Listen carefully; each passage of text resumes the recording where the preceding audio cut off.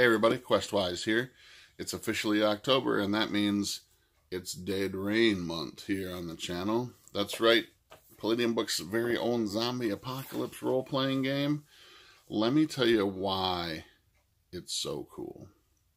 This is by far one of my favorite post-apocalyptic games, RPGs, ever.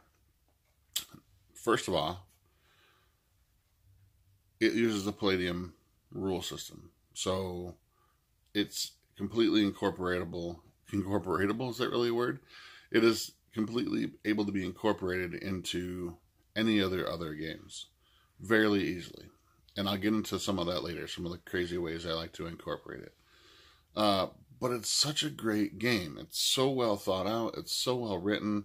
It's very well supported in its own sort of source book line as well too. But in essence, it is a zombie apocalypse game. It is about the end of the world and zombies taking over, but done in a very, very, very well done sort of way. It is more about the survivors than it is about the zombies. While zombies play a very important role in the game, and there are a variety of different zombies that you can encounter, it is really about a game about survival and about those who are around there, who other characters that are around you to protect you and or harm you. First off in the book, we get a section on what zombies are and how they act. So there's a history of the zombie apocalypse and how it came to be, and the different theories on what created the zombie apocalypse, what brought it on. And you can choose any one of these. It completely sets the tone for your game. Was it a virus? Was it a meteor that hit Earth? Was it a dark cult that sort of, created by a necromancer that brought on the zombie apocalypse itself? So that's the first part of this campaign, is that you kind of focus on the theory behind, and your players don't have to know any of this. It's completely background, or you may want them to know exactly what happened. Maybe it happened and it's spread across the entire news every night on TV until the infrastructure of the media sort of fell apart. But that's completely up to you. But it gives you a great section on variety of different ways on how the zombie apocalypse could have happened, or on how to create your own sort of theory. It gives you, in the Palladium world, what zombies are and why they act the way that they do. In the Palladium Megaverse, zombies don't feed on brains. They feed on PPE, or potential psychic energy, which is a life force that's in all of us that creates everything. We use it for magic in some of the other systems, but it is essentially your life force. And zombies are there to kill you in order to soak up that life essence. That's what they're seeking for. They're not there to actually eat your brains.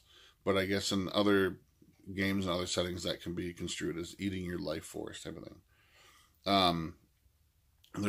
We are then introduced to a bunch of different zombie types. There are your typical, zombies that are the slow walking, mindless ones. Slouchers, there's crawlers, there are fast attack zombies. There's a variety of different ones, and even some of the source books even give us more varieties. There's the mock zombie, and those are all different types of zombies that can be encountered within the world of Dead Rain. Following that, we have one of the best survival guides I have ever seen in a game, and this is why I think that the game is really about being a player and about being a survivor in this game. This section incorporates everything that you're going to encounter in an apocalyptic world. And not just zombies, but other threats that are out there in the world. Be they gangs, be they wild animals, be it just survival itself. Where do you get water from? If you have a vehicle, how do you get gasoline? And it goes into a great amount of detail about these things. what sort of places can you look for food after all of the grocery stores and stuff have been looted and have been wiped clean. He goes into a great amount of detail. What to expect in cities, what to expect in the country, why not to travel on highways, those kinds of things. An amazing, amazing survival guide. Totally worth the price of the book alone if you're just if you're a doomsday prepper, or if you just want to read a great section on survival after an apocalypse. So definitely one of the best survival guides I have ever seen. I already talked about other things to fear. That's the next section as well too. It goes into things like gangs and other survivors and cults and wild animals and that kind of stuff. Other things than zombies that are going to be dangerous out there in the world.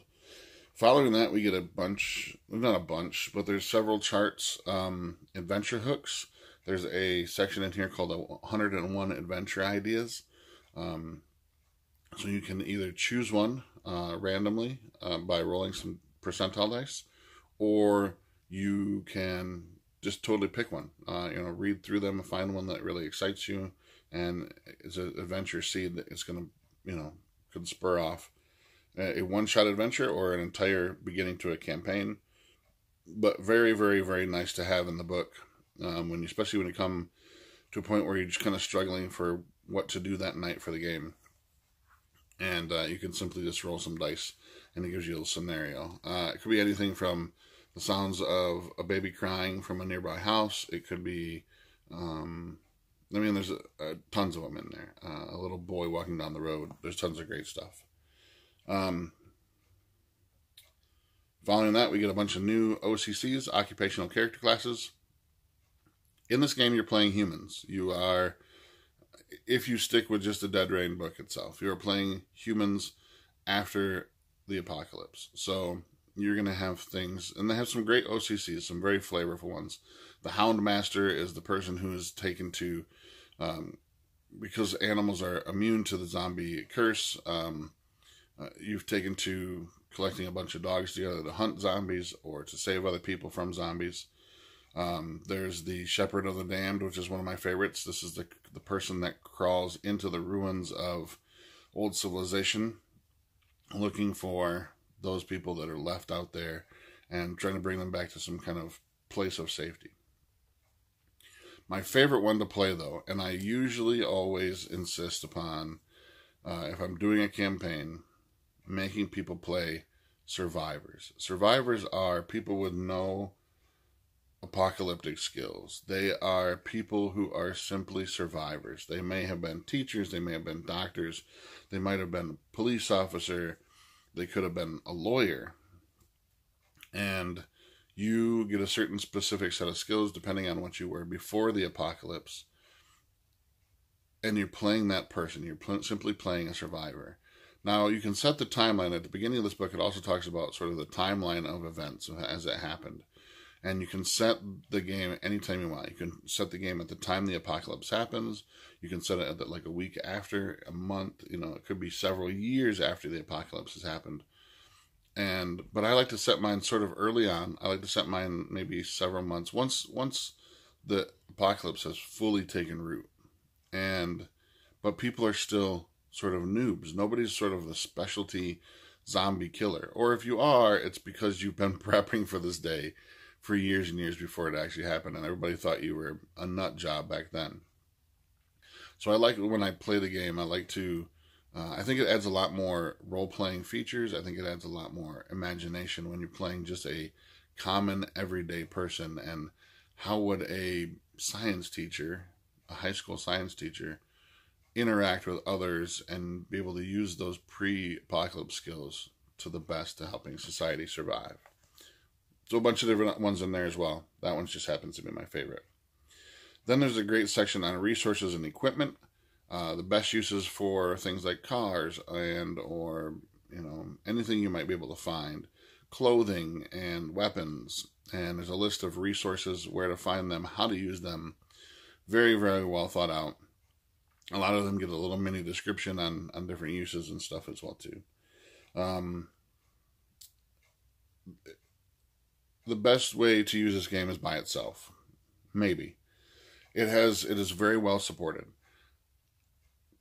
I loathe to admit that I only own just the core book at this point. I do not own any of the source books, but there are several, and I believe there's 5, maybe 6 in the... Might be, if I remember right, reading, there's a 6th one in the works, but there are 5 current source books so far. That is Civilization Gone, Dark Places, Endless Dead, Fear the Reaper, and Graveyard Earth. And if you want the game, if you want to just simply do a zombie apocalypse game and want to dig deeper, want it to be a much more,